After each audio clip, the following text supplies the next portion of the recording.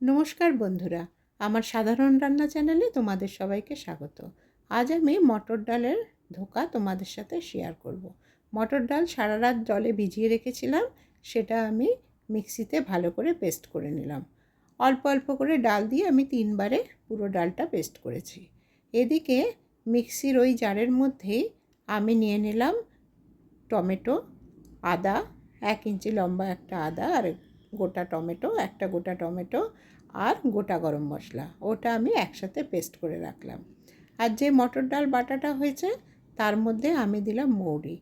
তোমরা ধোকার মধ্যে একটু মৌরি বা একটু গোটা জিরে এগুলো দিয়ে দেখো, খুব সুন্দর লাগে।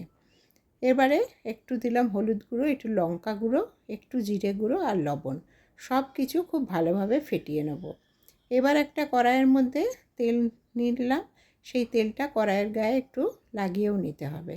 তারপরে ওই মটর ডাল বাটাটা আমি ওর মধ্যে দিয়ে খুব নাড়িয়ে নাড়িয়ে পুরো জল শুকিয়ে একদম শুকনো করে নিলাম। এদিকে একটা প্লেটের গায়েও আমি সামান্য তেল মাখিয়ে নিলাম। তেল না মাখালে কিন্তু যখন বরফি আকারে বা চৌকো করে যেমন করেই হোক না কেন ডাল বাটাটা এর মধ্যে দিয়ে যখন আমি কাটবো, তাহলে সেটা প্লেটের গায়ে চিপবে না। এবার দেখো, ওই বাটাটা আমি দিয়ে দিয়েছি, যেটা শুকনো করলাম কড়াইয়ে। এটা দিয়ে খুব ভালোভাবে চিপে চিপে একটা প্লেন শেপে আনলে বরফিগুলো বেশ প্লেন দেখতে ভালো হয়।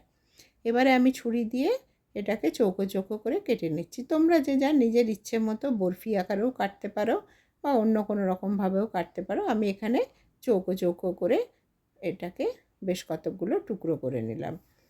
এবারে আমি একটা কড়াইতে তেল দিয়ে এই বরফিগুলোকে ভাজবো। আজ কিন্তু আমি মটর ডালের ধোকায় কোনো রকম আলু ব্যবহার করছি না। আলু ছাড়াই মশলা দিয়ে আমি এই ধোকাটা করব। খুব ভালোভাবে একটু শুকনো শুকনো করে করব। দেখো কিভাবে করছি। এবারে এই ধোকাগুলোকে আমি তেলের মধ্যে ভেজে নেব। কড়াইয়ে তেল দিয়ে এই ধোকাগুলো আস্তে আস্তে দিয়ে দিলাম। কয়েকটা করে ধোকা ভাজবো, সবগুলো একসাথে দেব না। ভেজে নিয়ে দেখো বেশ বেশ লাল লাল করে 2 পিঠ ভাজতে হবে। তোমরা মটর ডালের ধোকা এভাবে বানিয়েও বাড়িতে দেখো, খুবই সুন্দর হয়। ভাত রুটি সব কিছু দিয়েই কিন্তু খেতে খুবই ভালো লাগে। দেখো বেশ লাল লাল করে ভেজেছি, আর ভাজার সময় কিন্তু বেশ একটা শেপটাও কিন্তু ভেঙে যায়নি। আমি সব মটর ডালগুলো যখন ভাজা হয়ে গেল, তখন আমি দিয়ে দেবো ওই যে তেলটা বেঁচেছিল, তার মধ্যেই দিলাম গোটা জিরে আর তেজপাতা। একটু নাড়িয়ে নিয়ে তার মধ্যে এক এক করে সব মশলা দিয়ে দেবো। দিলাম হলুদ গুঁড়ো, লাল লঙ্কার গুঁড়ো, কাশ্মীরি লঙ্কার গুঁড়ো, জিরে গুঁড়ো আর ধনে গুঁড়ো। এবার সব কিছু দিয়ে ভালো করে মশলাটাকে ভাজবো।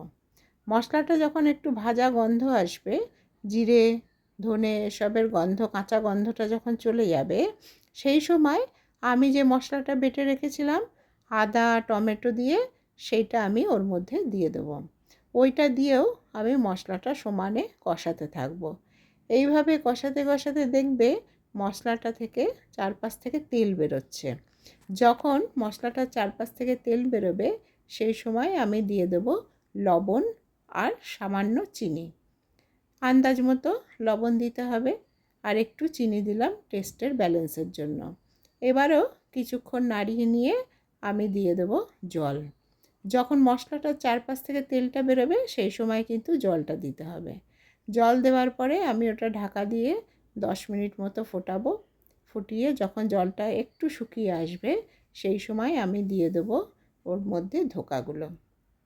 যে ধোকাগুলো আমি আগে ভেজে রেখেছি সেগুলো এর মধ্যে দিয়ে আবার 10 মিনিট মতো ফুটিয়ে ওপর থেকে একটু ঘি আর একটু গরম মশলা দিয়ে আমি এটাকে স্ট্যান্ডিং টাইম দেব 10 মিনিট। ঢাকা দিয়ে রেখে দেবো, তারপরে সার্ভ করব। আর এই ইয়েগুলো দেওয়ার পরে, ধোকাগুলো দেওয়ার পরে কিন্তু আমি 10 মিনিট ফুটিয়েই অফ করে দিয়ে রাখবো, কারণ এই যে জলটা যেটুকু বেশি আছে সেটা কিন্তু ওই ধোকাগুলো টেনে নেবে। টেনে নিয়ে তরকারিটা খুব শুকনো একটা সুন্দর দেখতে তরকারি হবে। আর এটা কিন্তু খুবই টেস্টি, তোমরা করে দেখো, ভাত রুটি সব কিছু দিয়েই খুব ভালো লাগে। আর এইভাবে করলে ধোকাগুলো কিন্তু খুব নরম হয়, এটা খেতে খুবই ভালো লাগে। তোমরা ছোলার ডাল দিয়েও কিন্তু এইভাবে ধোকা তৈরি করতে পারো। তোমরা সবাই খুব ভালো থেকো, আর আমাকে কিন্তু কমেন্ট করতে একদম ভুলো না। ভালো লাগলে একটা লাইক করো।